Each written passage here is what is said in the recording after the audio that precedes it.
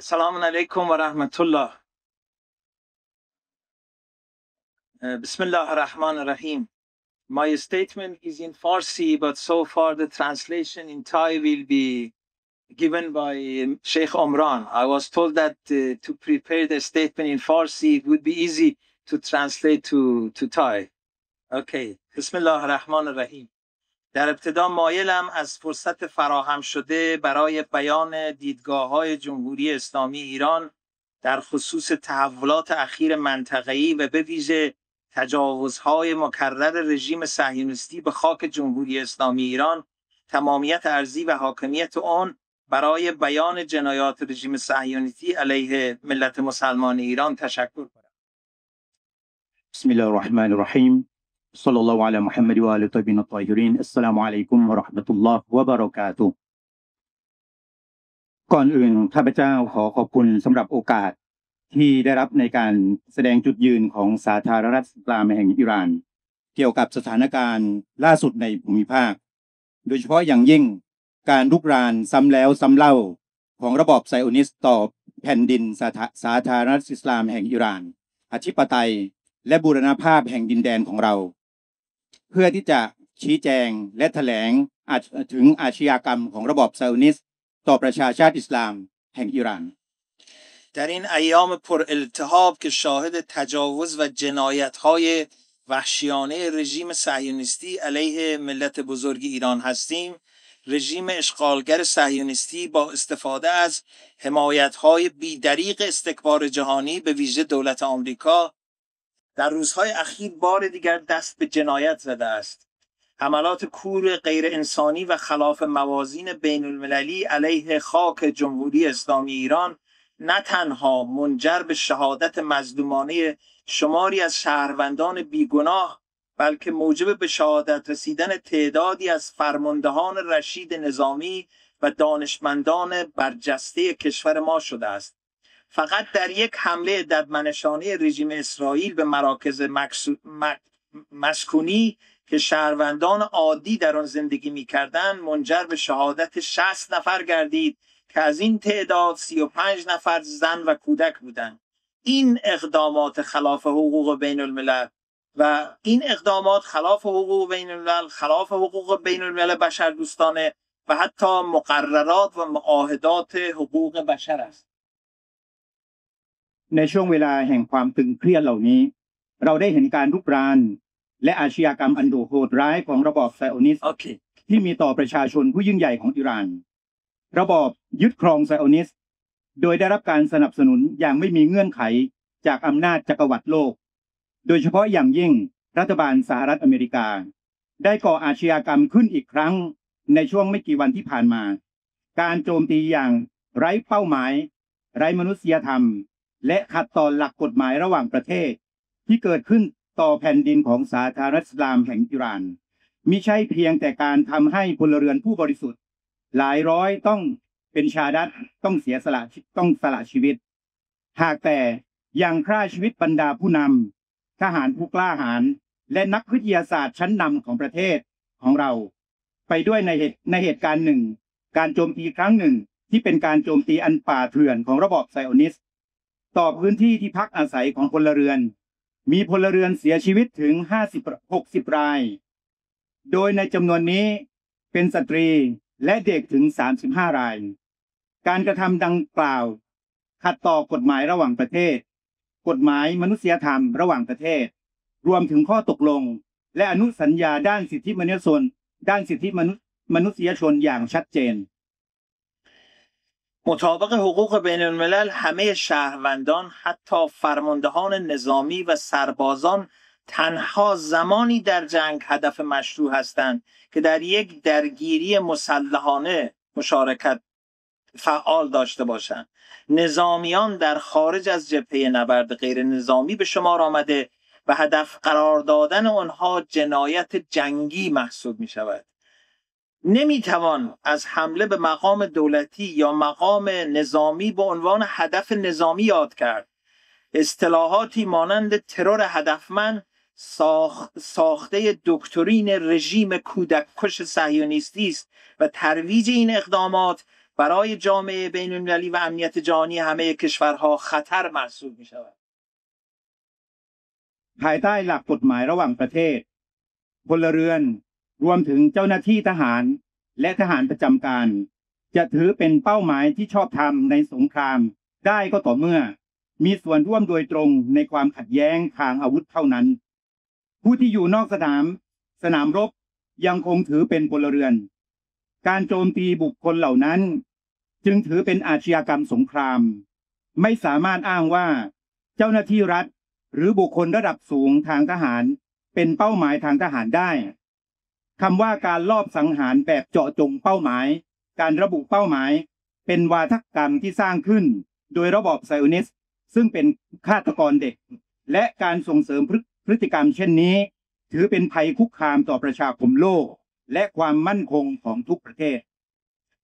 بهانه اصلی این حملات با فریبکاری تمام برنامه‌های هسته‌ای ایران بوده است که تأسیسات مرتبط با آن به شدت تحت بازرسی و راستی آزمایی سازمان بین‌المللی انرژی هسته‌ای هستند و سخت‌ترین رژیم بازرسی و راستی آزمایی تاریخ تا به حال در مورد آنها صورت گرفته است. این تأسیسات منحصراً در چارچوب مقررات بین‌المللی فعالیت صلح‌آمیز فعال بودند. حمله به تأسیسات هسته‌ای که زیر نظر پادمان سازمان بین‌المللی انرژی اتمی است خلاف مقررات صریح حقوق بین‌الملل و مصوبات سازمان مذکور می باشد. بنابراین حمله عمدی به آنها از مصادیق تجاوز و نقض فاحش حقوق بین الملل است. ข้ออ้างหลักที่ใช้ในการก่อเหตุโจมตีเหล่านี้คือโครงการนิวเคลียร์ของอิหร่านซึ่งข้อเท็จจริงคือโครงการดังกล่าวอยู่ภายใต้การตรวจสอบอย่างเข้มงวดขององค์การพลังงานปรมาณูระหว่างประเทศ IAEA โดยเป็นระบบตรวจสอบที่เข้มงวดที่สุดในประวัติศาสตร์และการดำเนินงานของสถานที่เหล่านี้เป็นไปในทางสันติภาพอย่างเคร่งครัดภายใต้กรอบกฎหมายระหว่างประเทศการโจมตีสถานที่นิวเคลียร์ที่อยู่ภายใต้ระบบพิทักษ์ของ IAEA ถือเป็นการละเมิดกฎหมายระหว่างประเทศอย่างร้ายแรงและขัดต่อมติขององค์กรดังกล่าวอย่างสิ้นเชิงการโจมตีโดยเจตนาต่อสถานที่เหล่านี้จึงถือเป็นการรุกรานและละเมิดสิทธิตามกฎหมายระหว่างประเทศอย่างร้ายแรง ترور دانشمندان هسته‌ای و فرماندهان بلندپایه نظامی نیز از مصادیق تروریسم دولتی رژیم صهیونیستی است. دانشمندان و فرماندهانی که با اندیشه و عمل در مسیر تعالی علمی، دفاعی و استقلال ملی گام برداشتند، هدف خشم دشمن قرار گرفتند. همزمان زیرساخت‌های شهری و اماکن عمومی و حتی بیمارستان‌ها شامل مراکز درمانی کودکان نیز از حملات وحشیانه این رژیم نجات پرست در امان نماند. การลอบสังหารนักวิทยาศาสตร์ด้านนิวเคลียร์และผู้บัญชาการระดับสูงของกองทัพก็ถือเป็นอีกหนึ่งรูปแบบของการก่อการร้ายโดยรัฐที่กระทำโดยระบอบไซออนิสต์นักวิทยาศาสตร์และผู้บัญชาการเหล่านี้เป็นบุคคลที่ได้อุทิศตนทั้งในด้านความคิดและการกระทำเพื่อยกระดับความก้าวหน้าทางวิทยาศาสตร์การปกป้องประเทศและเสริมสร้างเอกราชของชาติแต่กลับตกเป็นเป้าหมายแห่งความโกรธแค้นของศัตรูพร้อมกันนี้โครงสร้างพื้นฐานในเขตเมืองสถานที่สาธารณะและแม้กระทั่งโรงพยาบาลรวมถึงศูนย์การแพทย์สำหรับเด็กก็ไม่ได้รับการยกเว้นจากการโจมตีป่าอย่างป่าเถื่อนของระบอบเหยียดเชื้อชาตินี้ این اقدامات جلوه‌ای دیگر از تروریسم دولتی است که صهیونیسم بین الملل سالهاست آن را به عنوان ابزار بقای خود استفاده می‌کند. این حملات در زمانی صورت گرفت که جمهوری اسلامی ایران در حال مذاکره غیر مستقیم با آمریکا پیرامون موضوع فعالیت‌های هسته‌ای صلح‌آمیز خود بود. การกระทำดังกล่าวเป็นภาพสะท้อนอีกด้านของการก่อการร้ายโดยรัฐไซออนิสต์ระหว่างประเทศได้ใช้อย่างต่อเนื่องตลอดหลายปีที่ผ่านมาในฐานะเครื่องมือเพื่อความอยู่รอดของตนเองการโจมตีเหล่านี้ เกิดขึ้นในช่วงเวลาที่สาธารณรัฐอิสลามแห่งอิหร่านกำลังอยู่ในระหว่างการเจรจาโดยอ้อมกับสหรัฐอเมริกาเกี่ยวกับกิจกรรมนิวเคลียร์ที่ดำเนินไปเพื่อวัตถุประสงค์สันติภาพของประเทศ در این میان بعد از این حمله تجاوزکارانه رژیم اسرائیل و حمایت تسلیحاتی بیدریغ آمریکا از این رژیم، جمهوری اسلامی ایران نشست اضطراری شورای امنیت سازمان ملل را درخواست کرد که با تصمیم شورای امنیت تجاوز به خاک و تمامیت ارضی و حاکمیت ملی ایران متوقف شود. اما شاهد بودیم که علیرغم محکومیت این تجاوز توسط تعدادی از اعضای شورای امنیت قطعنامه و تصمیمی دال بر تنبیه متجاوز نداشت. ภายหลังจากการรุกรานโดยระบอบซาอุดิและการสนับสนุนด้านอาวุธอย่างไม่มีเงื่อนไขจากสหรัฐอเมริกาสาธารณรัฐอิสลามแห่งอิหร่านได้ยื่นคำร้องต่อคณะมนตรีความมั่นคงแห่งสหประชาชาติเพื่อจัดการประชุมฉุกเฉินโดยมีเป้าหมายให้มีการยุติการละเมิดอธิปไตยบูรณภาพแห่งดินแดนและการรุกรานดินแดนของอิหร่านโดยทันทีอย่างไรก็ตามแม้จะมีสมาชิกบางประเทศในคณะมนตรีความมั่นคงออกมาประณามการรุกรานดังกล่าวแต่คณะมนตรีกลับไม่สามารถออกมติหรือดำเนินการใดๆเพื่อลงโทษผู้รุกรานได้ دلیل اصلی تفرقه در میان اعضای دائم و غیر دائم فشار سیاسی به منظور حمایت از رژیم توسط یک گروه کوچک کشورهای غربی بوده است. این بیعملی و بی‌اعتنایی شورای امنیت به یک تجاوز آشکار تهدید صلح و امنیت بین المللی است و نشانه بی‌ارزش شدن حقوق بین الملل و چند جانبه گرایی در چارچوب سازمان ملل متحد می باشد که بعد از جنگ جهانی دوم به منظور پاسداری از صلح و امنیت بین المللی ایجاد شده است. สาเหตุสำคัญของความล้มเหลวนี้เกิดจากความแตกแยกภายในของสมาชิกถาวรและไม่ถาวรของคณะมนตรีตลอดจนแรงกดดันทางการเมืองจากกลุ่มประเทศตะวันตกบางประเทศที่มุ่งปกป้องระบอบดังกล่าวความเฉยเมยและการเพิกเฉยของคณะมนตรีความมั่นคงต่อการรุกรานอย่างเปิดเผยเช่นนี้ถือเป็นภัยคุกคามต่อสันติภาพและความมั่นคงระหว่างประเทศและเป็นเครื่องยืนยันถึงการเสื่อมถอยของหลักนิติธรรมระหว่างประเทศรวมทั้งแนวทางพหุภาคีที่ควรได้รับการดำรงไว้ภายใต้กรอบของสหประชาชาติซึ่งถูกก่อตั้งขึ้นภายหลังสงครามโลกครั้งที่2เพื่อปกป้องสันติภาพของโลกภายใต้สถานการณ์ที่คณะมนตรีความมั่นคงไม่สามารถปฏิบัติตามหน้าที่วัตถุประสงค์ได้ در این شرایط بی‌اعتنایی و بیعملی شورای امنیت ملل متحد وفق حقوق بین الملل و اصول منشور ملل متحد و به طور مشخص ماده 51 منشور ملل متحد جمهوری اسلامی ایران مجبور به دفاع مشروع از خود برای دفع تجاوز گردید. ดังนั้นภายใต้สถานการณ์ที่คณะมนตรีความมั่นคงไม่สามารถปฏิบัติหน้าที่ของตนตามวัตถุประสงค์ได้สาธารณรัฐอิสลามแห่งอิหร่านจึงได้เริ่มใช้สิทธิในการป้องกันตนเองอย่างชอบธรรมตามหลักกฎหมายระหว่างประเทศและตามบทบัญญัติแห่งกฎบัตรสหประชาชาติโดยเฉพาะอย่างยิ่งตามมาตรา51แห่งกฎบัตรاولا جمهوری اسلامی ایران حق مسلم خود در دفاع مشروع از امنیت ملی، تمامیت ارضی و کرامت شهروندانش را محفوظ می‌داند و در برابر این تجاوز تاکنون پاسخ درخور و کوبنده‌ای داده است. این پاسخ کوبنده حق مسلم کشور قربانی است که از حاکمیت و تمامیت ارضی خود دفاع کند. ประการแรกสาธารณรัฐอิสลามแห่งอิหร่านขอยืนยันถึงสิทธิอันชอบธรรมในการป้องกันตนเองเพื่อคุ้มครองความมั่นคงแห่งชาติบูรณภาพแห่งดินแดนและศักดิ์ศรีของพลเมืองของตนซึ่งได้ดำเนินการตอบโต้การรุกรานที่เกิดขึ้นอย่างเหมาะสมและหนักแน่นสิทธิในการตอบโต้ดังกล่าวเป็นสิทธิขั้นพื้นฐานของประเทศที่ตกเป็นเหยื่อซึ่งมีหน้าที่ในการปกป้องอธิปไตยและบูรณภาพแห่งดินแดนของตน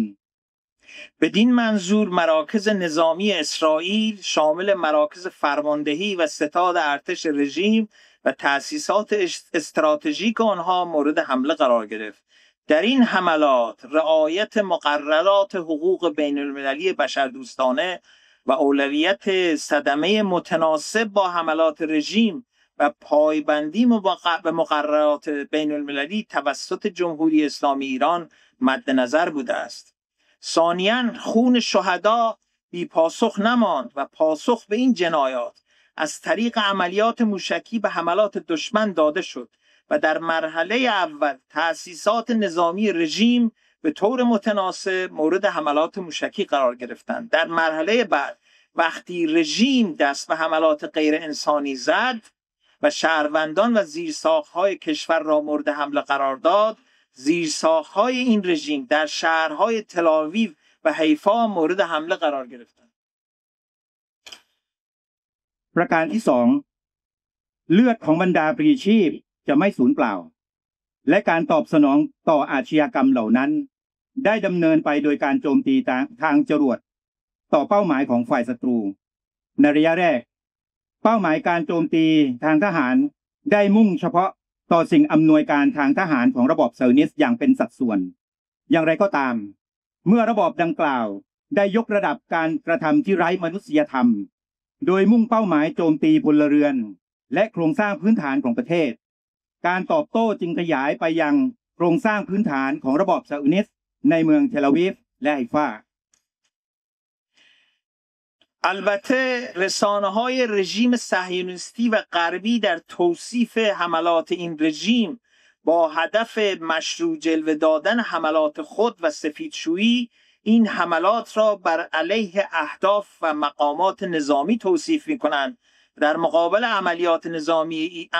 نظامی ایران را اقدام علیه اهداف غیر نظامی توصیف می‌کنند. این روایت سازی کاملا وارونه است. زیرا واقعیت روشن این است که رژیم صهیونیستی همزمان با حمله به تأسیسات و مقرهای نظامی که بخشی از تجاوز و حمله پیشدستانه غیرقانونی محسوب می شود، با رذالت تمام مناطق مسکونی و شخصیت‌های نظامی و چهره‌های علمی ایران را به همراه خانواده آنها و سایر مردم غیر نظامی مورد حمله قرار داد. สื่อของระบอบไซออนิสต์และสื่อกระแสหลักของตะวันตกได้พยายามบิดเบือนความจริงโดยการกล่าวอ้างว่าการโจมตีของระบอบไซออนิสต์นั้นเป็นการกระทำต่อเป้าหมายทางทหารโดยชอบธรรมในขณะที่กล่าวหาว่าการดำเนินการทางทหารของอิหร่านเป็นการโจมตีเป้าหมายพลเรือนซึ่งเป็นการสร้างเรื่องเล่าที่กลับหัวกลับหางโดยสิ้นเชิงความเป็นจริงที่ไม่อาจปฏิเสธได้ก็คือระบอบไซออนิสต์นอกเหนือจากการโจมตีสิ่งอำนวยการและสถานที่ทางทหารของอิหร่านอย่างผิดกฎหมายและไร้เหตุผลล่วงหน้าแล้วยังได้กระทำการอย่างโหดร้ายด้วยการโจมตีพื้นที่อยู่อาศัยของพลเรือนบุคคลสำคัญด้านการทหารนักวิทยาศาสตร์ของอิหร่านพร้อมทั้งครอบครัวและประชาชนผู้บริสุทธิ์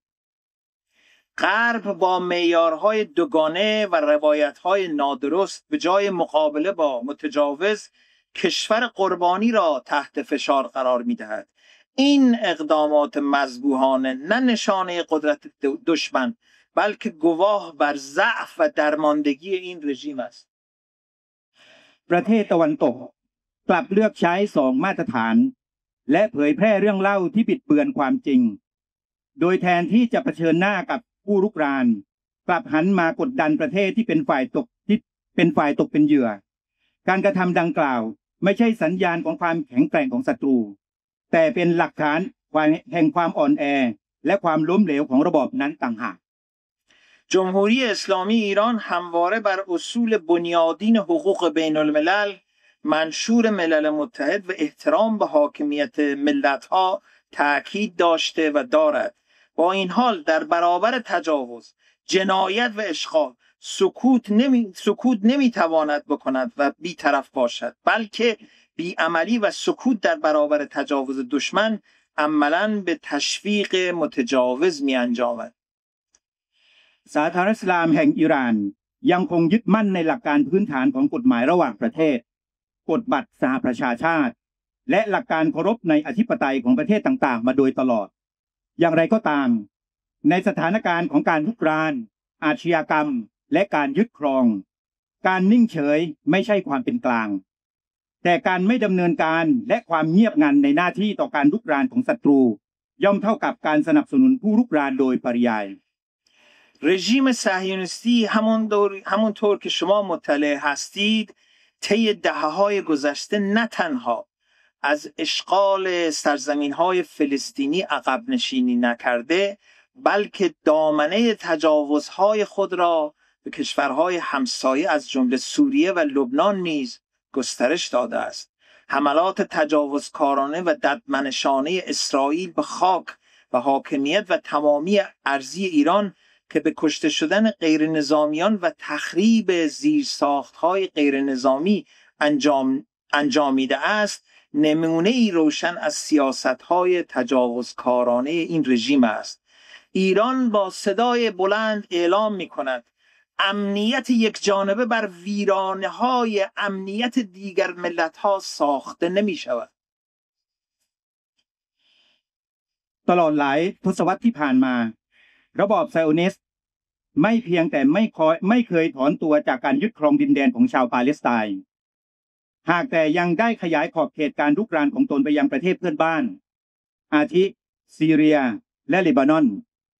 อีกด้วยการโจมตีอย่างโหดร้ายและรุกรานต่อดินแดนต่อแผ่นดินอธิปไตยและบูรณภาพแห่งดินแดนของสาธารณรัฐอิสลามแห่งอิหร่านซึ่งส่งผลให้มีพลเรือนเสียชีวิตและโครงสร้างพื้นฐานที่มิใช่ทหารถูกทำลายเป็นหลักฐานที่ชัดเจนของนโยบายก้าวร้าวและรุกรานที่เป็นระบบของระบอบนี้อิหร่านขอประกาศอย่างหนักแน่นว่าความมั่นคงฝ่ายเดียวไม่สามารถสร้างขึ้นบนซากปรักหักพังแห่งความมั่นคงของชาติอื่นได้ ما از همه دولت‌ها و ملت‌های مستقل و جامعه بین‌المللی خواستیم که اقدام تجاوزکارانه رژیم صهیونیستی را شدیداً محکوم کنند و در برابر این چرخه خشونت و تجاوز سکوت نکنند. مسئولیت جامعه جهانی تنها در محکوم کردن لفظی خلاصه نمی شود. باید سازوکارهای مؤثری برای توقف تجاوز، حمایت از ملت‌های تحت اشغال و جلوگیری از گسترش بحران در منطقه و جهان اتخاذ شود. เราขอเรียกร้องไปยังรัฐบาลและประชาชนของประเทศเอกราชทั้งหลายรวมถึงประชาคมระหว่างประเทศให้ประณามการรุกรานของระบอบไซโอนิสต์อย่างรุนแรงและอย่าได้เพิกเฉยต่อวงจรความรุนแรงและการรุกรานเช่นนี้ความรับผิดชอบของประชาคมโลกไม่อาจหยุดอยู่แค่เพียงถ้อยคำประณามเท่านั้นแต่จำเป็นต้องมีการจัดตั้งกลไกที่มีประสิทธิภาพเพื่อหยุดยั้งการรุกรานให้ความคุ้มครองแก่ประชาชนที่อยู่ภายใต้การยึดครองและปกป้องไม่ให้วิกฤตลุกลามขยายวงกว้างในภูมิภาค ما از کشورهایی که تجاوز رژیم صهیونیستی را قاطعانه محکوم کردند و همچنین از حمایت و همدردی همه مسلمانان جهان از جمله مسلمانان تایلند با ملت و دولت ایران تقدیر و تشکر می‌کنیم. در منطقه جنوب شرق آسیا و در حوزه آسیان از حمایت‌های بی‌دریغ مالزی و اندونزی به عنوان دو کشور مسلمان ممنونیم. เราขอแสดงความขอบคุณต่อประเทศต่างๆที่ได้ประณามการรุกรานของระบอบไซโอนิสต์อย่างชัดเจนและขอแสดงความซาบซึ้งใจในน้ำใจและการสนับสนุนจากพี่น้องมุสลิมทั่วโลกที่มีต่อประชาชนและรัฐบาลของประเทศไทยรวมถึงประเทศไทยด้วยเช่นเดียวกันที่ได้ให้กำลังใจนี้แก่ศาสนาอิสลามแห่งอิหร่านโดยเฉพาะในภูมิภาคเอเชียตะวันออกเฉียงใต้และอาเซียนเราขอขอบคุณอย่างยิ่งต่อการสนับสนุนอย่างไม่ลดละจากประเทศมุสลิม2ประเทศได้แก่มาเลเซียและอินโดนีเซีย جمهوری اسلامی ایران بر اساس اصول دفاع مشروع و در چارچوب قوانین بین‌المللی خود را محق می‌داند که در برابر تهدیدات آشکار علیه منافع ملی و امنیت منطقه‌ای واکنش متناسب نشان دهد. ایران نه آغازگر جنگ بوده و نه خواهان آن، اما در برابر تهدید و تجاوز سکوت نخواهد کرد. สาธารณรัฐอิสลามแห่งอิหร่านขอยืนยันว่าตามหลักการของการป้องกันตนเองอย่างชอบธรรมภายใต้กรอบของกฎหมายระหว่างประเทศอิหร่านมีสิทธิโดยชอบธรรมในการตอบโต้ต่อภัยคุกคามที่ชัดเจนต่อผลประโยชน์แห่งชาติและความมั่นคงในระดับภูมิภาคอิหร่านไม่เคยเป็นฝ่ายเริ่มต้นสงครามและมิได้ปรารถนาจะทำสงครามแต่จะไม่อยู่เฉยต่อการคุกคามหรือการรุกรานใดๆ جمهوری اسلامی ایران با تاکید بر پایبندی خود به اصول حقوق بین الملل منشور سازمان ملل متحد و لزوم حفظ صلح و ثبات در منطقه اقدامات تجاوزکارانه و تحریک آمیز اخیر رژیم صهیونیستی علیه تمامیت ارضی و منافع ملی جمهوری اسلامی ایران را به شدت محکوم می‌نماید. اقدامات خصمانه این رژیم به وضوح ناقض حاکمیت ملی ایران و تهدیدی مستقیم علیه امنیت منطقه‌ای و بین المللی تلقی می شود. สาธารณรัฐอิสลามแห่งอิหร่านในขณะเดียวกันยังคงยืนหยัดอย่างมั่นคงต่อหลักการของกฎหมายระหว่างประเทศกฎบัตรสหประชาชาติและความจำเป็นในการดำรงไว้ซึ่งสันติภาพและเสถียรภาพในภูมิภาคด้วยเหตุนี้อิหร่านขอประณามอย่างรุนแรงต่อการกระทำอันรุกรานและยั่วยุล่าสุดของระบอบซาอุนิสต์ที่มุ่งเป้าโจมตีต่อบูรณภาพแห่งดินแดนและผลประโยชน์ของชาติของ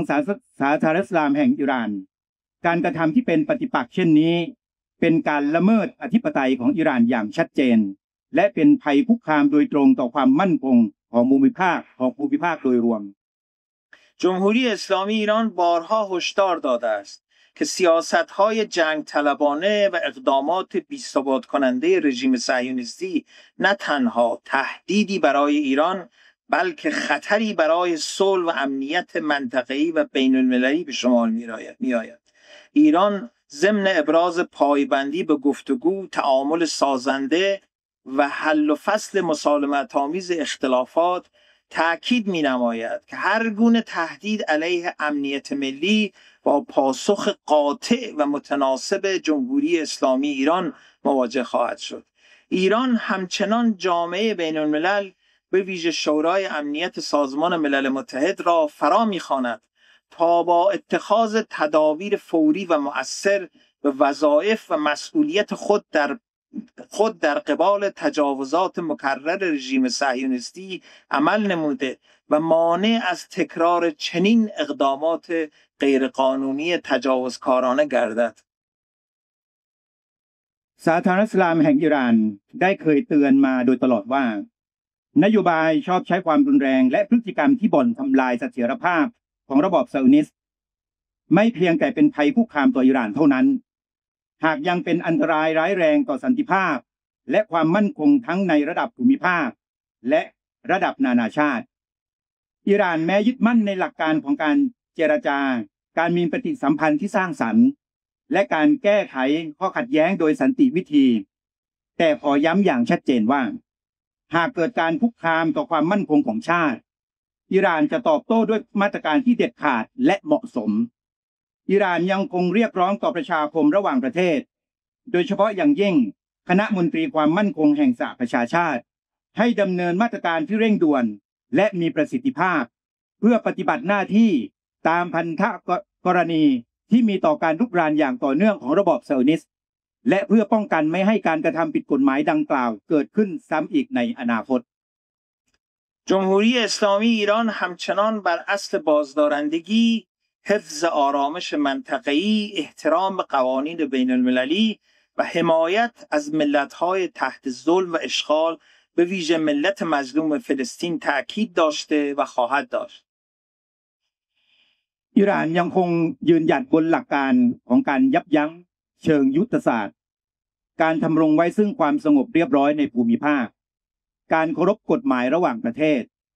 และการสนับสนุนประชาชนที่ตกอยู่ภายใต้ความอยุติธรรม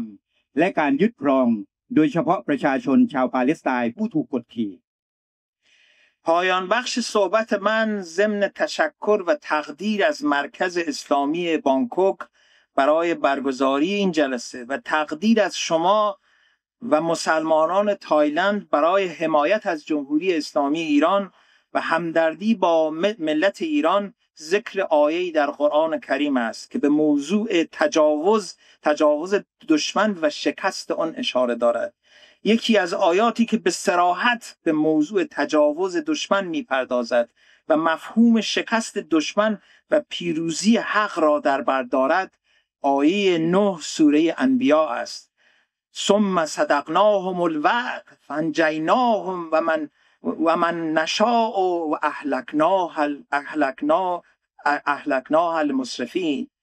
سپس با وعده‌ای که به آنان داده بودیم که شکست برای دشمنان لجوج و پیروزی برای آنان است وفا کردیم و آنان هر که را می‌خواستیم نجات دادیم و متجاوزان از حدود حق را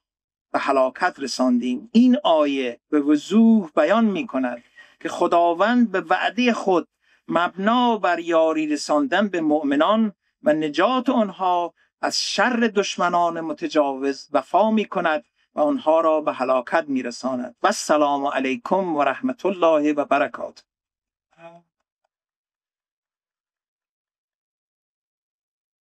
ในช่วงท้ายของคำปราศัยนี้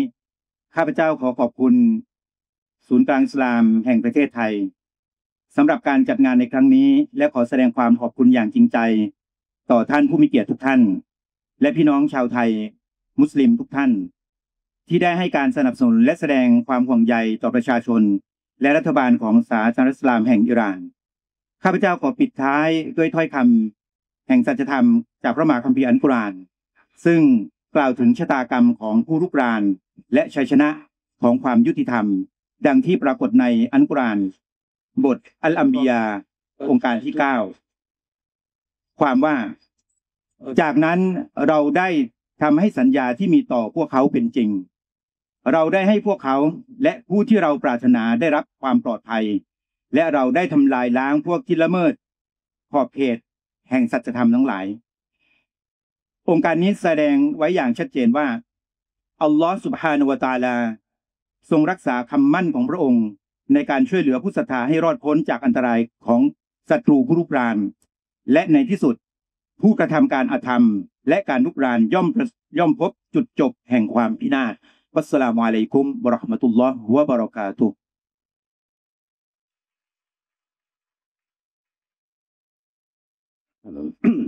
เดี๋ยวจะก็ล้อคอยรอนนะครับทั้งท่านเอกอัครราชทูตของสาธารณรัฐอิสลามอิหร่านนะครับและท่านละที่ทำหน้าที่ล่านะครับเชคอิมรอนนะครับที่มาช่วยอธิบายมาช่วยทำให้เราได้เห็นภาพความเป็นจริง on the ground reality on the ground ว่ามันเกิดอะไรขึ้นกับภาพที่เราได้รับฟังจากสื่อต่างๆที่เป็นสื่อกระแสหลักที่เราได้ยินกันอยู่ทุกเมื่อเช้าวันว่ามันเหมือนหรือมันแตกต่างกันขนาดไหนเมื่อกี้ผมได้ถามท่านทูตนะครับว่าจะสะดวกเปิดพื้นเวทีให้เราได้ซักถามเผื่อถ้ามีพวกเราทุกคนมีอะไรอยากจะถามสัก 2-3 คำถามนะครับตรงนี้เป็นโอกาสนะครับที่จะได้ถามสดกับท่านเอกอัครราชทูตอิหร่านโดยตรงนะครับมีถ้าใครก่อนที่เราจะเข้าสู่ในช่วงต่อไปยังมีสปีกเกอร์อีกหลายท่านที่รออยู่นะครับถ้าใครมีI'm opening the floor now for maybe 1 or 2 questions that you would like to have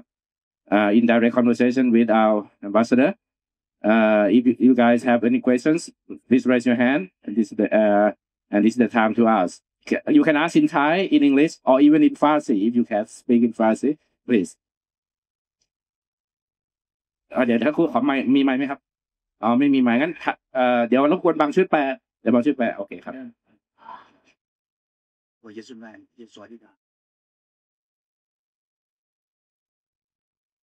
คคำถามสำคัญนะครับท่านขอบคุณนะครับขอบคุณแขกผู้มีเกียรติของเราถามท่านทูตว่าถึงณวันนี้แล้วเนี่ยในจุดยืนของอิหร่านยังจะมีการเจรจากับสหรัฐอเมริกาใช่ไหมครับอีกหรือเปล่านะถึงณจุดนี้ยังจะมีการเจรจากันอีกหรือเปล่านะครับเดี๋ยวให้ท่านทูตตอบครับمذاکره میکنن یا نه شرای English or Farsi okay well as I understood the question was related asking that whether Iran would continue negotiation with the US regarding the nuclear issue or not. Am I right? Have I understood the question correct? Yes. Okay. Well, actually, we have genuinely started negotiation indirectly with the United States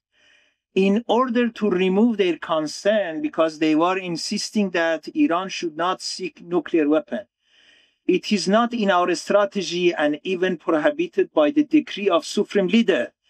that any use of and production of weapons of mass destruction, including biological, chemical, and also nuclear, is prohibited. Therefore, morality in case of war is very important for us. Iran would not be seeking nuclear weapon because we don't think that nuclear weapon would create a security. But we are a member of NPT, as those countries in NPT we have those countries, those haves and those have not. Iran among that the country that is non-nuclear weapon state. In terms of the NPT, Article 4, it is the right of each country to do research, develop, and peaceful use of nuclear energy. Nuclear energy is a clean energy, has variety of use, including agriculture, medicine, and so on. To give you an example, having a nuclear facility for peaceful use now has become very important for any country. Give you an example. Even Thailand is seeking to have a SMR nuclear facility for nuclear energy. You are importing most of your energy, electricity from outside. Therefore, your thinker and scholars have come to this conclusion that Thailand also should have the facility for peaceful use of nuclear energy. Okay. The narrative that the Western countries and US and Israel are saying that since Iran has been enriching uranium up to the level of 60%, therefore is very close to weaponization. I am expert of disarmament. I have been in negotiation of so many treaties. Actually, between the enrichment of uranium and weaponization, there are a long step. If Iran wanted to have a nuclear weapon, it could have it a long time before. But it has been the decree and it is prohibited by the instruction and the fatwa of our supreme leader, Ayatollah Khamenei. Therefore, Iran never ever has been seeking nuclear weapon. Therefore, your narrative that you see from Western countries, they want to demagogize these things. Yes. Okay.ครับขออนุญาตแปลให้ฟังแบบสรุปแล้วกันนะครับเพราะว่าท่านตอบค่อนข้างละเอียดเหมือนกันนะครับคำถามว่ายังอยู่ในโพซิชั่นที่จะเจรจากันอยู่หรือเปล่าท่านบอกว่าจริงๆแล้วเนี่ยก่อนที่จะเริ่มการโจมตีกันในครั้งล่าสุดเนี่ยเมื่อ7 วันที่แล้วเนี่ยอิหร่านก็อยู่ในโพซิชั่นนิ่งของการเจรจาอยู่แล้วนะครับอยู่ในโพซิชั่นของการเจรจาใกล้มากได้อีกไม่กี่วันเองที่จะเจรจากับสหรัฐอเมริกาในแค่วัน2 วันเท่านั้นเองแต่ว่ามันมีบางคนที่ไม่ต้องการให้สิ่งเหล่านี้มันเกิดขึ้นเรื่องการเจรจาสันติภาพเหล่านี้มันเกิดขึ้นแล้วมันจะอาจจะนำไปสู่การสันติภาพอย่างแท้จริงก็ได้แต่ว่ามีคนที่ไม่ต้องการให้สิ่งเหล่านี้เกิดขึ้นก็เลยเกิดเหตุการณ์ความรุนแรงอย่างที่เราเห็นมาท่านเลยกล่าวเพิ่มเติมให้ข้อมูลเพิ่มเติมเกี่ยวกับเรื่องของ positioning ของอิหร่านในเรื่องที่หลายๆคนห่วงหลายๆโลกตะวันตกพยายามประโคมข่าวเรื่องของว่า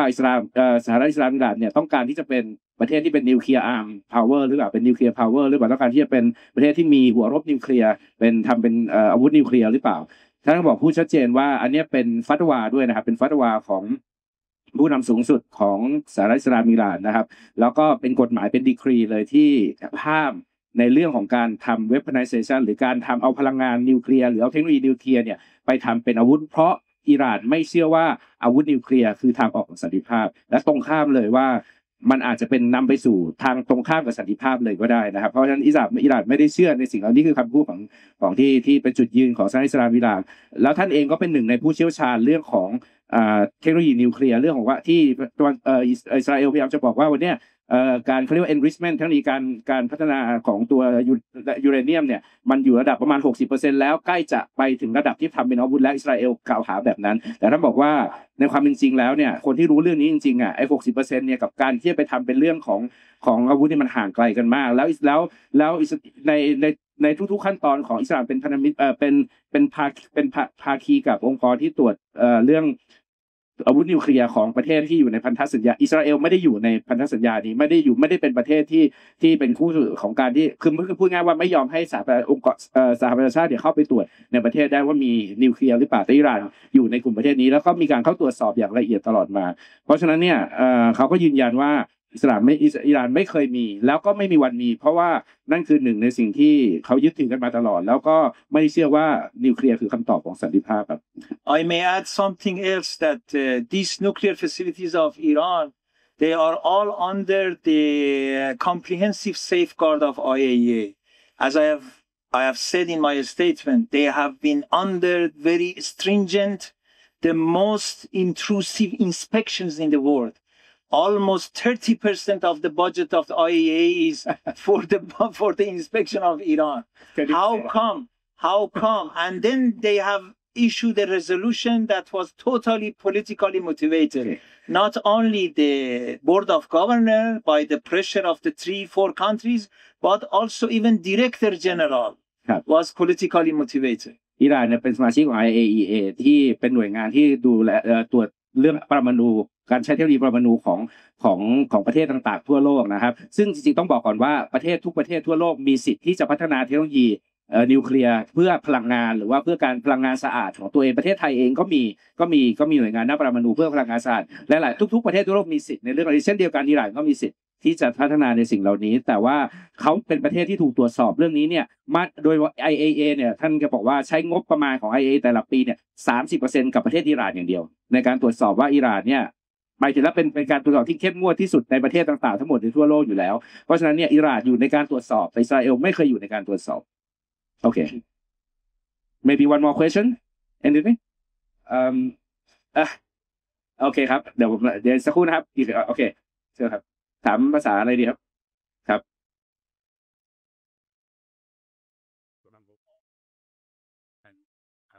ผมทวนคำถามด้วยกันนะครับท่านสุภาพบุรุษท่านนี้ถามว่าคำถามคือตอนนี้เรารู้กันดีว่าอิสราเอลพยายามที่จะดึงมหาอำนาจอย่างสหรัฐอเมริกาเนี่ยซึ่งเราก็เข้าใจว่าเป็นประเทศที่มี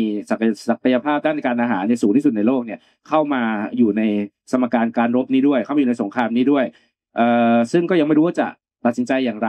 คำถามคือแล้วถ้าเกิดสหรัฐตัดสินใจที่จะเข้าร่วมในสงครามครั้งนี้ด้วยโพสเนิ่งหรือว่าอิหร่านเนี่ยจะมีท่าทีหรือว่ามีแนวทางที่จะตอบโต้ในเรื่องเหล่านี้อย่างไรนะครับ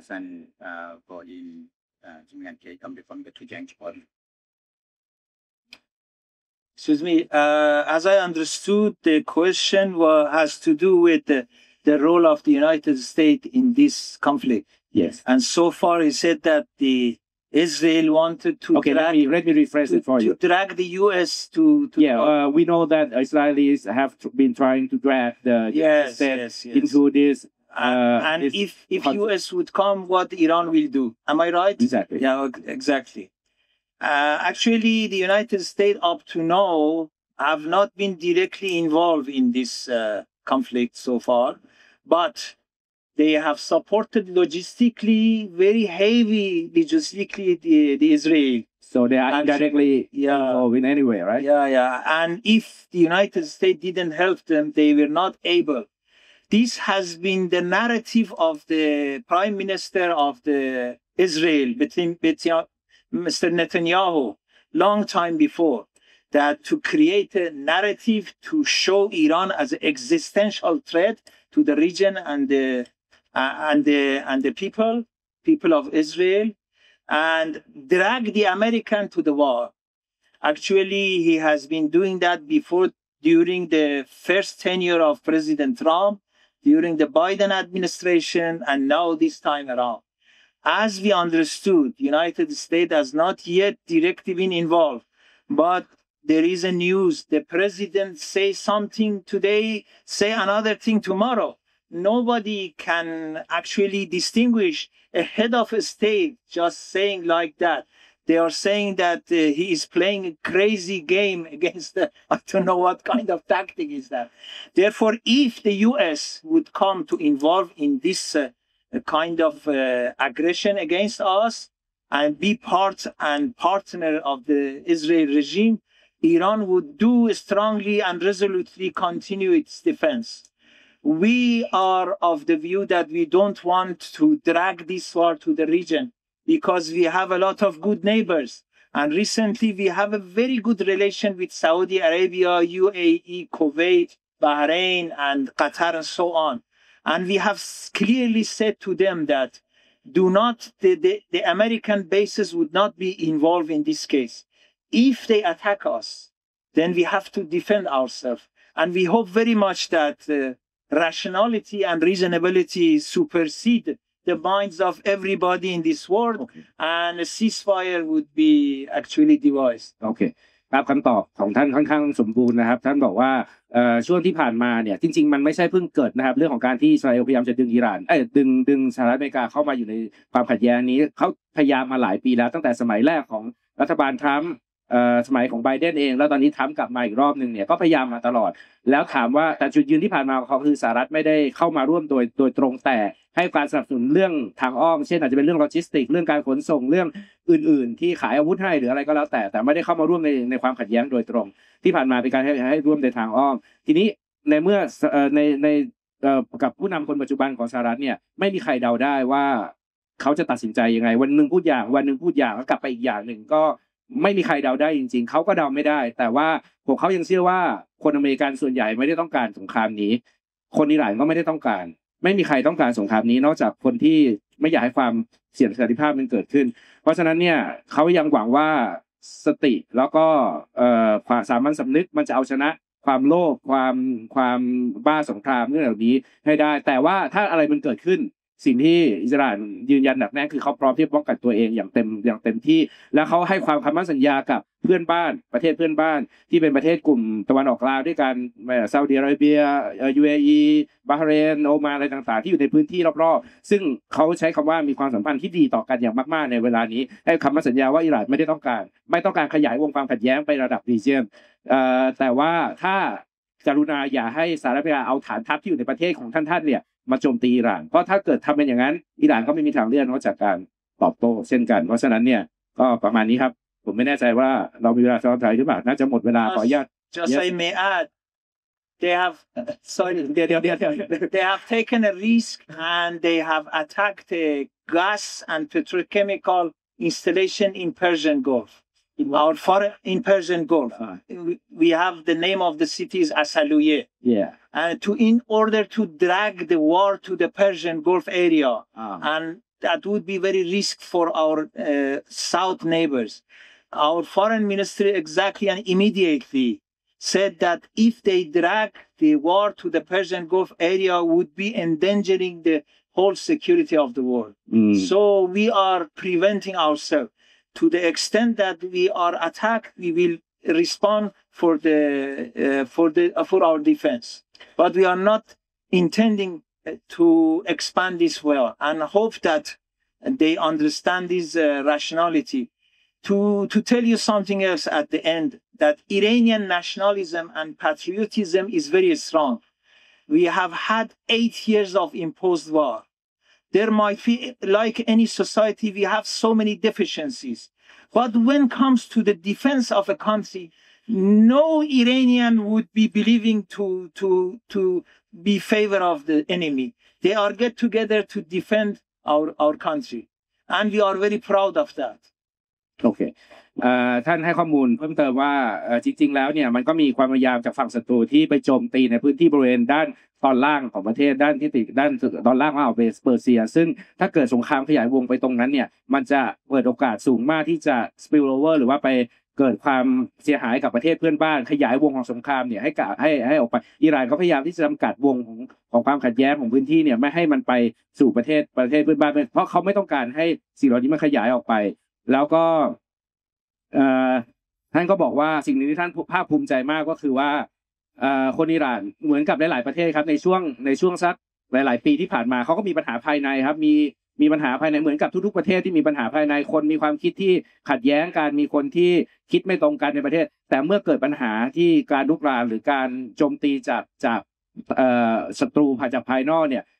เขาภูมิใจมากที่คนอิหร่านรวมกันเป็นหนึ่งเดียวรวมกันเป็นปึกแผ่นมีความรักชาติมีความก็คงไม่ต่างจากคนไทยในเวลานี้สักเท่าไหร่ที่ก็น่าจะมีเรื่องรักชาติกันแรงอยู่พอสมควร ก็